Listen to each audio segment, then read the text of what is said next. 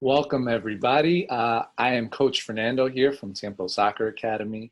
We got Coach Leo on here as well from the Football Domain Academy. And Coach Leo and myself have decided to join forces. Coach Leo is out in the UK. I am over here in the US. And together we decided to join forces because we both have a very similar mission of helping kids across the world. Specifically, we want to help 1 million kids. And we know that's a lot of kids, but we will get there. And part of our mission here, part of what we're doing here in these talks and this podcast is to help those kids. Coach Leo? Yeah, so great first introduction, Fernando. For those that don't know, it took us about 10 attempts, but we managed to get there. So yeah, good introduction, Fernando. My name is Leonardo Capparelli, aka Coach Leo to many, to parents and players. If you're the first time watching this podcast and you don't know who I am, I apologize for that in advance. So I run a small football soccer academy here in London. We specialize particularly in youth football, and especially the ages between 8 to about 15. That's the ages we specialize. I reached out to Fernando because, like Fernando mentioned just now, we're both on a really big mission to try and help not only kids in our own markets, in our own cities, in our own countries, but also kids around the world. So we thought this would be a fantastic idea to just, collaborate and share a message and put kids first and just help club players who are serious about getting to the next level. Yeah, 100%. Yeah. That's basically our mission here. And so Coach Leo's out in London in the UK doing his thing over there. And he approached me with this idea of collaborating, and I thought it was a great idea. So what I do here in New York is, and for those of you that don't know me, my name is Fernando Tibaquira or Tibaquira, depending how you want to spice it up. Difficult.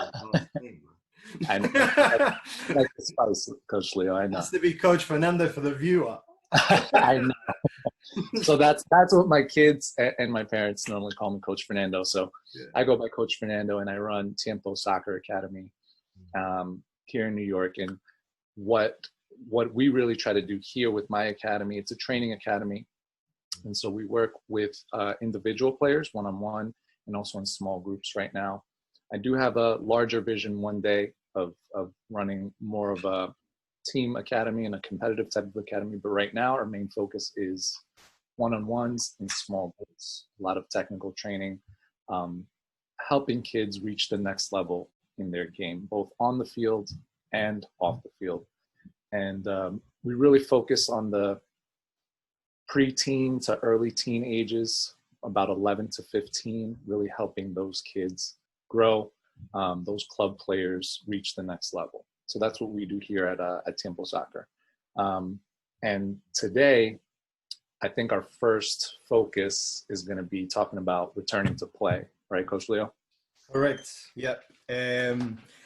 So for many kids, parents watching this first podcast, whether you're in the UK, whether you're in the US, as you all know, and I hope you all know because it's affected us around the world.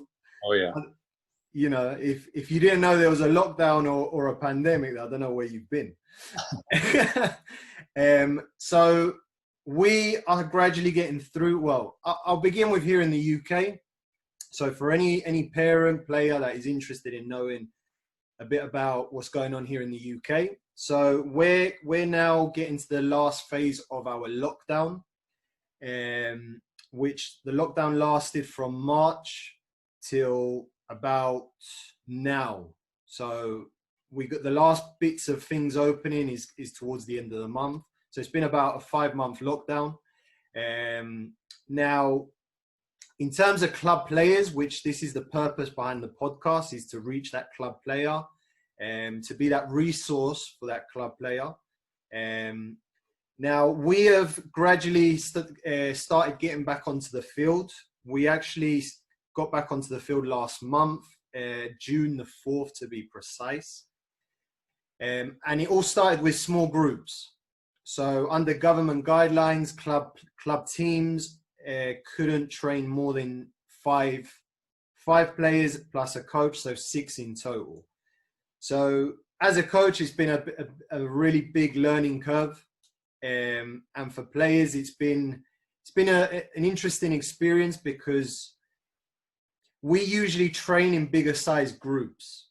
So now everyone has to come at a specific day and time. So some players who were training together as a big group now have to train separately in separate groups. Now, the good thing is yesterday there was actually an announcement for grassroots clubs.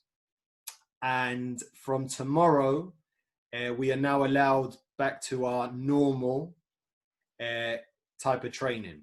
So really excited because it means that I get to put all my players back together in one big group. So yeah, really excited about that. But yeah, it's been an interesting journey.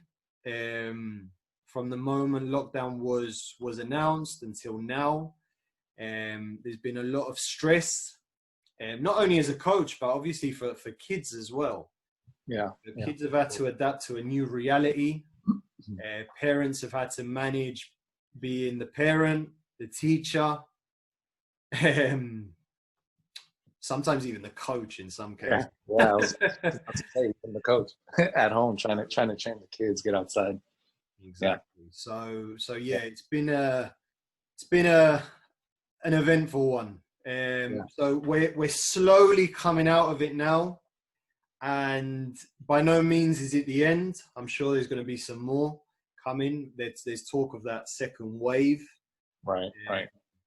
Now I don't want to get into that because we don't want to think down that road yet. Yeah. So anyway, in the meantime, our players were training via Zoom. So I managed to get all the players onto Zoom, and we were doing technical training via Zoom. Yeah. So yeah, it was an interesting one. Now, what about yourself over in the US? How has that been, the transition? Well, yeah, I mean, similar to what's going on in the UK, obviously it affected us here, especially here in New York. It was really bad. At one point in time, we were the worst hit. At the beginning, like when it first came, New York was like the center of it here in the US. So it was pretty bad. So everything shut down early March or middle to late March. And similar to you, I took all my kids on Zoom, did online technical training, worked on a little bit of mindset as well, which was really great. And now, as of July 6th was like the first official date that a lot of youth sports can restart, can get back outdoors. But they do have, like US soccer specifically has a limit on the kids that you can have right now. So the first phase of it is a maximum of 10 people. Yeah. So meaning you could have up to 9 players and 1 coach, or 8 players and 2 coaches, whatever it is. So that's currently where we're at right now, which for me, it works because, like I said, what I'm doing right now is one-on-ones in small groups anyway. Perfect. So it hasn't really affected me like it's affected you over there with doing more of like a team, more of a bigger training. Yeah. So we're slowly coming out of that, which is good. And then I think by the end of this month, the 27th, it's scheduled, if things keep going well, it's scheduled so that team training can return and clubs can return to their full normal practice schedules.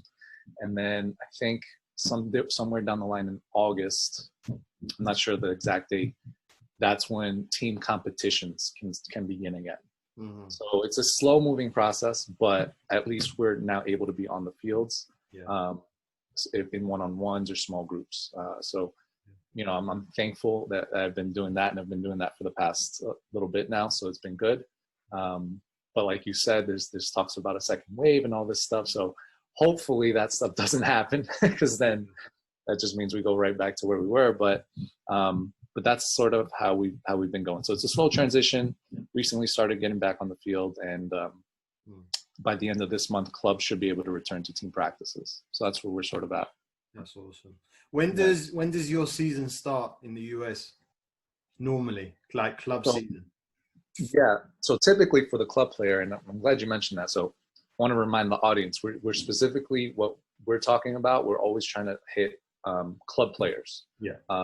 And really of any age, but a club player that's been on a team for a little while, that has some experience, that really loves the game and wants to get better, right? Wants to play at the next level, whether that means a better club team, their high school team, a college, or beyond, professional one day, right? Whatever that is, but they have an aspiration. So for the club season, it typically starts the beginning of September, right when school starts here. Yeah. So school starts right after at least in New York where I am. It's different in different parts of the country. Yeah. But where I am specifically, school starts right after the Labor Day holiday, which is the first Monday of September. So after that weekend, that's typically when the club season starts and the school starts. Okay. So it's September, right? Yeah, so September, beginning of September. What about you guys over there? We're similar. So club teams, the season begins around the second week of September, I believe. But it's different to you guys in that your season is broken down into twos, right? You've got like the fall and then you've got the spring. Yeah, so that's mostly how it works here for the clubs. Yeah. It's mostly fall and spring, but it depends on the club. Some clubs are a little more competitive. Depends on the coaches. Sometimes they'll do like a winter league as well. Yeah. But typically, you're right. It's fall and spring. Yeah. Whereas ours goes from September through to May. Okay. So so it runs straight through. It runs straight through. Now, being in a country where it's very cold and rainy, it's a bit of a depressing time of the year to actually be outside playing football, because it's like football takes place like the worst time of the year, because it's like rainy, muddy, cold. Whereas the other sport that is played here in summer, which is cricket, which could be you guys for baseball, right? Yeah, I mean that'd be a good translation. Yeah. Yeah. They get the best weather. So right. But yeah, typically it's really the same. It's just your season's just broken down into twos. Yeah. It's a similar system, I guess. But you guys typically run straight through. Like there's not an expected break. No. Yeah. Straight through. So yeah. For us over here, there's usually like an expected end of the fall. So like usually by Thanksgiving time over here, sometime in November, it'll be like, all right, we're done. See you in the spring. And then it'll restart again in the spring. Yeah, cool. So going back to what we're talking about today, returning to play. Now that sounds really exciting. Like when you tell a youth player returning to play, we're like, yeah. Right. Now, obviously, the reality is that returning to play now is very different to any other normal time, right? Yeah. Because we are, like most club players are under very sort of, you could say, strict guidelines. And it almost doesn't feel like the same sport, because sometimes you got to keep your social distance with people, and there's no high fives, there's no hugging with another teammate.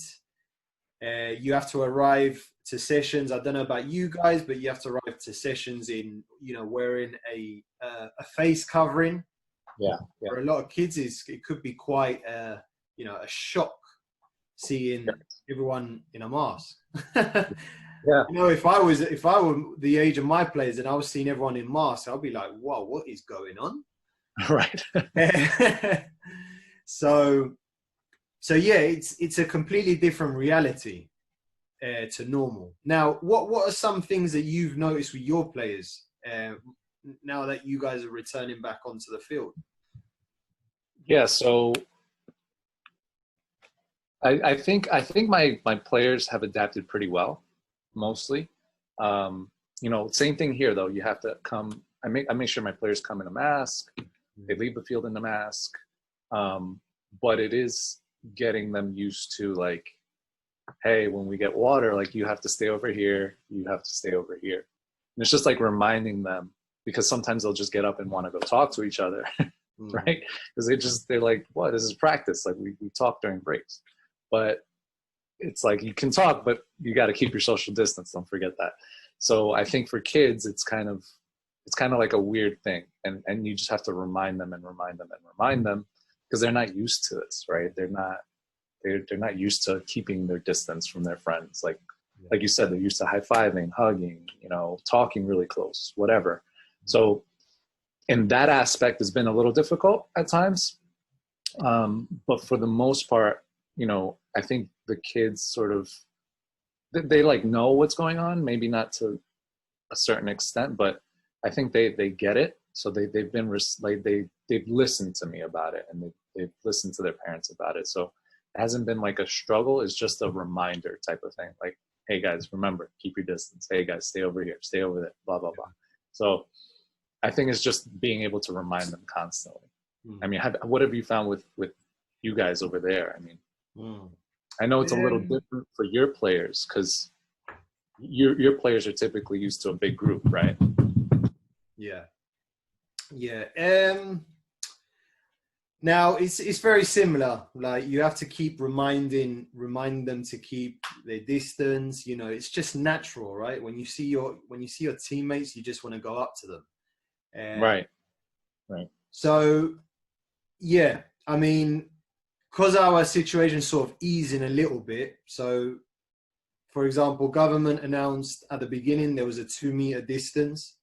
Now they've closed it to 1 meter. Really? Yeah. So now it's lowered to 1 meter. Wow. It's like getting the ruler out, right?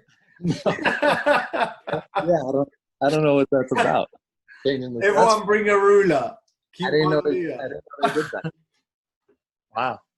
Yeah. So, yeah, I mean, for them, it's been a case of, it's excitement. You're back onto the field. Yeah. You're back with fresh air. You're back scoring in a goal. Yeah. Now, something I've noticed with them is you might be, I don't know if maybe your players might have been similar, is that because they haven't had sort of any sort of contact, in the sense that they haven't had to play any competitive football or soccer for a while, it's getting that confidence back to, like, take on a player. Right. Or actually just remembering how to tackle. Some of my players have forgotten how to tackle a player. Right. Because they haven't done it in months. Right.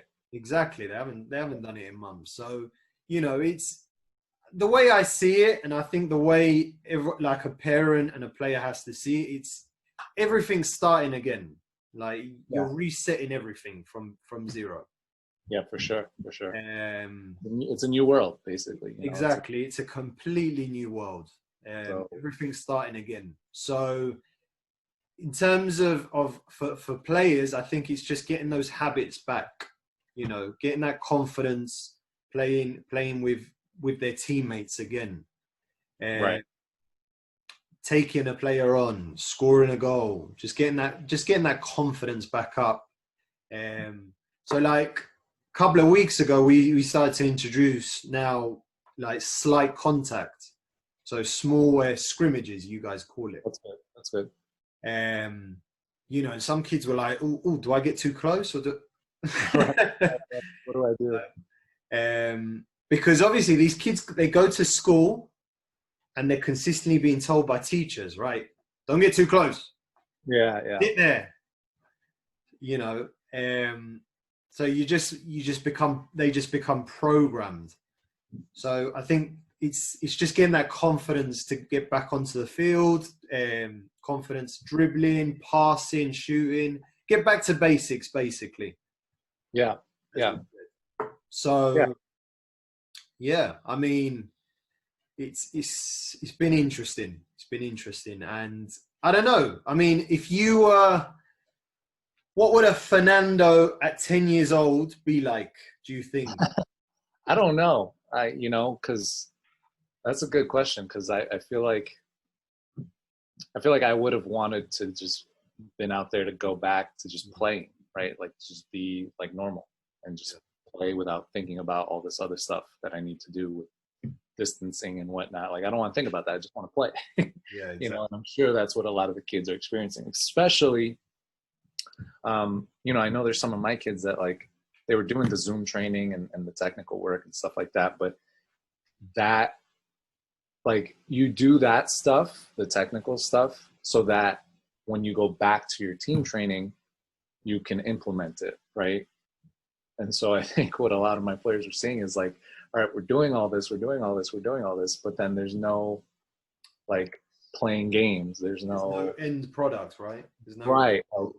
So they don't see that, like it becomes like almost deflating to them, like another Zoom session or another technical session, right? Where they just want to play, and it's tough because we can't really just start playing like normal.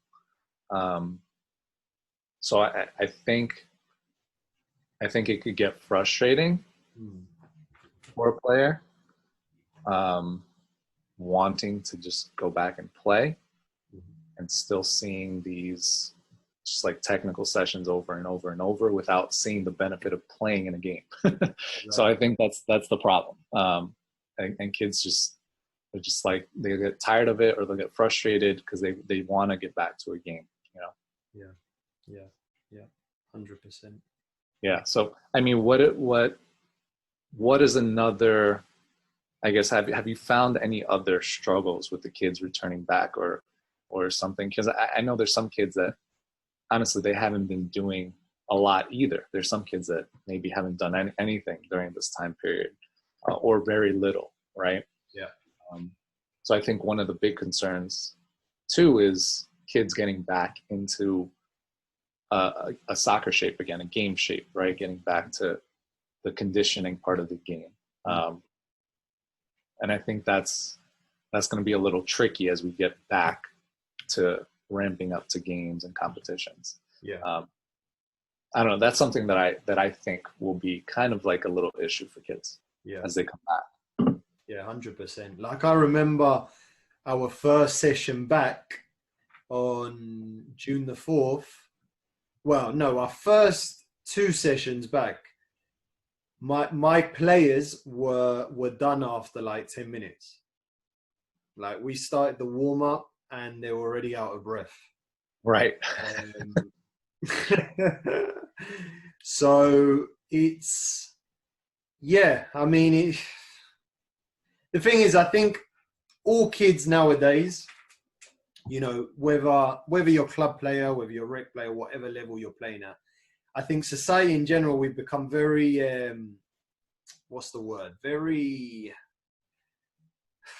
there's a word. Come on, Fernando. Let me help you out. Like when we all sit down for very long, we're not sedentary? Is that the? It's a big word for me. I think I said it right. Sedentary. As a society, we've become like that in general because everything's sort of delivered to us, right? Yeah. So unless someone's actually pushing you, you don't do it. Yeah. I think that's a whole different topic for another day too. That's definitely another topic. But it goes back to returning to play, because when you're returning to play, if you're not looking after yourself when you had during lockdown, then you're gonna feel it when you get back. Yeah. Yeah. I think that's part of like helping club players understand that too. Because this is also a good opportunity for them to get into those habits of working on things on your own, practicing on your own, conditioning yourself, right? Staying prepared, staying ready. The things that we know, that you and I know as coaches, that they should be doing to stay ready, stay prepared, so that they can keep climbing to the next level. So I think this is also a good opportunity for kids to see, like, well, hey, maybe I should be doing something on my own to help myself out. You know, maybe I shouldn't just rely on my training with my coach or my team. You know, maybe there's other things that I should be doing and focusing on. So I think it's also a good opportunity for kids in that sense. Yeah. I don't know, what do you think? It is, yeah. It's a tricky one. I mean, it's a tricky one because, like, we go back to the topic about a lot of kids are not very active, but it comes down to how serious a player is as well. Yeah, for sure. The serious players, which we hope are the ones that are going to be watching this show, taking in the information we're sharing, right, are going to be the ones that are constantly working to get better. You know, right. The ones that get better a little bit each day. You exactly. know? And those players, you know, a lockdown doesn't affect them because they'll find ways to keep training, keep working. But the ones that lack that motivation or have to be told are the ones that usually, shall we say, don't last very long. In general, I think doing things. Right. I think they just need a constant push. And then when that constant push isn't there, it's like, I'll just give up. Yeah. And I think that's a good point, because it's about, like, part of my thing with what I try to do with my players is try to help them to find their own motivation so that they can figure it out for themselves and turn from that player that needs that push externally to a player that can have their own push or knows how to push themselves. But you're right, it is kind of tricky too, you know? Now, what about a parent? So any parents watching this, and how can a parent sort of influence their child or their, you know, their club soccer child to train by themselves? Or what can they do every single day to motivate them, to push them? That's hard. That's really hard. I think as a parent, that's one of the struggles, right? Because, you know, every kid is different, you know, and some parents, I think, they see the differences in their kids too. Some kids maybe are a little more easily motivated. Some kids are not as motivated. So it's difficult. It's difficult as a parent, I think, especially during this time when they've been home with the parents, and, you know, they're I hate to say it this way, but they're stuck. You know, they're stuck at home with their parents, and so they don't necessarily want to listen to what they have to say all day long, and then be told, like, hey, go play soccer or go practice or whatever. So I think for a parent, it puts them in a really difficult position to try to help motivate during this time. So I think it could be kind of tricky for the parent. And I think it's about just having the play, like helping the player understand what they want to achieve, right? Not so much forcing what it is they should be doing, but just helping the player understand, like, all right, what do you want to achieve? Like, is this something you're serious about? Do you want to get better? And hopefully along those lines, the player starts to realize, you know, if they do want to get better, that they do need to do things on their own. So I think it's, first of all, getting players to realize that, you know. I think that's something that parents can help with instead of, like, forcing it. Yeah. You know. It's difficult. It is really difficult because I think, there's a lot of negativity out there at this moment. So parents have to provide for the kid, right? Yeah. Which is why we exist as coaches. We have a separate role to them. Right. However, we aren't with these players 24/7. Correct. Correct. So we can push them. We can try and inspire them, motivate them. But ultimately, it does come down to what parents are saying or doing with them when we're not around. So yeah, no, it's tricky. Now here's a question. So you're the majority of the players you work with are club players, right? Yeah, majority, yeah. Okay.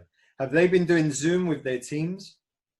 So I know one of my club players has been doing Zoom with their team, but it was very inconsistent. Yeah. So it was like they did it like for 1 week, and then they didn't, and then they did. It was very inconsistent. And then I know players from another club that their club didn't really do much for them, if anything at all, and that was a little disappointing. But I do know there are some clubs out there that were really trying and really doing the best they could to help their kids. So I think it ranges. There's kids that really didn't receive any support from their clubs, and then there's kids that really did get a lot of support, and then there's a bunch in the middle. So that's what I've seen with my players over here. Yeah. Interesting. Okay. Yeah. I mean, what have you found? I mean, well, you function more as like an academy type club, right? It's more like a club academy type setup. Yeah. We're exactly as you said, like sort of more club team academy. I'm still going to find out exactly what we are. But yeah, but we're a complete development program. So there's no, like, I'm not going to sell you the dream of if you come to our academy, you're going to play at the Premier League. Like, complete development. And something I really love doing is I love giving players their first competitive experience. So we play in we play in development leagues. Okay. So up until the ages of 12, there's no keeping scores, basically. Every game is like a friendly. Even though, as coaches, parents, we keep scores, right? And players do as well. Obviously, it's natural. Like players, the games they win. Right. But in the leagues we play in, once our players get to 12, that's when we go into like a table. Got it. It becomes actually recorded, and you get points for a win, etc. So yeah, it's a team club, but something I really love is giving that kid, that player, their first taste of like a game environment. Right. Yeah. That's a great experience. Yeah. I mean, we've done it this year. We've managed, I think we gave I'd say about 8 players their first like actual game experience. That's awesome. Yeah. Something schools wouldn't, because to the schools, they're probably not good enough. Whereas I trust every player. So I like to give them the opportunity, because, that's something I think I needed when I was younger. Right. Just to give me a chance. Right. Just now, how is that set up in terms of the difference between the schools and like an academy like yours? The setup. Is the school like that's more strict? Like that's what you were saying? It's more strict about the tryouts and stuff like that, or how's that work? I would say it's very inconsistent, the school. Like, majority of my players are primary school, elementary ages. Right, right, right. So let's just say it's not very serious, and I don't even think they play in leagues. I just think they just play against each other. Right, right, right. Again. But because the teacher is usually the coach, you know, the teacher usually picks the best ones, right? Which, Yeah, you know, and unfortunately there's some kids that are very good, but they just need that coach to give them a chance. right, right. So I've had a couple of players that they've had no chance with their school, but they've played really well in our matches. Right, right, right. You know, so yeah, but it just comes down to confidence, right? Giving kids confidence. Yeah, 100%. You know, 100%. Especially at a young age like that. Yeah, which is something we're looking to try and help players with this podcast. That's it, man. Cool. All right. Awesome. Okay, Fernando, as we begin to wrap up, what is the next couple of weeks looking like for your players? Yeah, so we're going to continue, you know, developing, working in our programs and our training. Hopefully, the hope is that things keep opening up and keep staying safe. So that way, hopefully, like I mentioned, by the end of the month, kids can return fully to their club teams. But it's just a matter of keep on training. That's really it. What about you guys over there? What are you guys looking like? So I know you're returning back to the full thing, right? Yes, gradually the next couple of weeks we'll be returning to our sort of normal training environment. Now we still got to do some admin stuff in terms of the league that we're going to be playing in, because we're waiting for our FA, which is like the Association of Football here, to come out with the guidelines for league play. So there might be some differences with league play. For example, there might not be any throw-ins, or after every throw-in, you've got to, I don't know, sanitize your hand off your coach. I don't know what's going to happen. Right. So yeah, they're going to come in the next couple of weeks. They're going to come out with the guidelines, right, for youth football. So yeah, we're just sort of waiting for that. But yeah, no, it's good that we're getting there. So same as you guys, really. It's just going to be train. We're going to probably train until August, and then at the end of, like, from August, we either do camps, or we don't train at all, because August is usually a month where everyone goes away. Got it. So okay. You know, football here in the UK sort of starts to die down at the youth level in August, and then it picks up in September when kids go back to school. Yeah, and I think that's the other interesting part with what school is going to look like or at least over here. They're still talking. They're not sure about how school is going to exactly be structured yet. So cool. It's going to be interesting, I think, over here for the parents here in New York and in the US. They're talking about doing different things for school, maybe a couple days online, couple days in person. They split the kids up in different groups. No one really knows yet. So later on in the fall, you know, we'll see how that works. And like you mentioned, I don't know what that also means for competitions and league play, what that'll look like, or, you know, what rule changes they'll have because of that too. So I don't know. That's later on, but we'll see. That's it. We're returning to play, which is the most important thing, right? Yeah, that's it. Returning to play. At least getting back on the field is important. So that's it. It's the first step. All right, nice one, Fernando. For anyone watching, please, what we're going to do is once we upload the video onto either Facebook and YouTube, correct? Yeah. We'll put down all our social media links so you guys can follow us or you can send us direct messages if you have any questions. You know, we want this to be your resource that you can use. We want to be your coaches, even though we're not coaching you in person, but we want to be your coach, your guide. And as Fernando mentioned at the beginning, we are on a mission to help as many kids around the world as possible, whether you're in Australia, whether you're in the US, whether you're in the UK, wherever you are. Yep. Doesn't matter. Doesn't matter. We're just trying to help kids out here improve their game, right? On and off the field. And like Coach Leo mentioned, if you guys have any specific topics or like things that you want help on, or you want us to discuss, send us a message on our social media. You know, we'll put our socials on here, and you can message us directly if you guys would like to hear something specifically. All right. Sounds good. And parents as well.